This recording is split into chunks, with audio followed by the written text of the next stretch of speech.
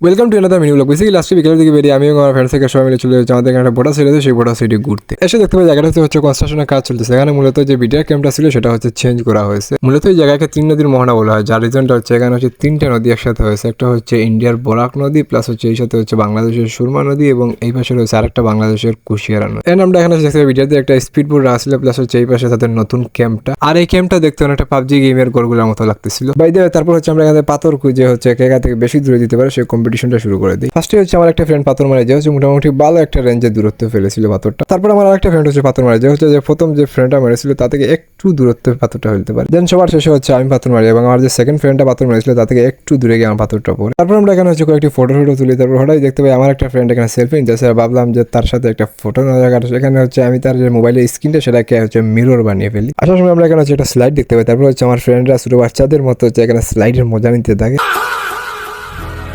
দেন আমরা হচ্ছে এখানে একটা দুলনা পাই, আর সেই দুলনাতে আমরা হচ্ছে চড়তে থাকি। আসার সময় হচ্ছে আমরা এখানে একটা মুড়ির দোকান পাই, যে মুড়ির দোকানটা হচ্ছে আমাদের লোকাল এরিয়াতে খুবই বাইরে, ধরলাম যে মুড়ির দোকান থেকে মুড়ি খাওয়া যায়।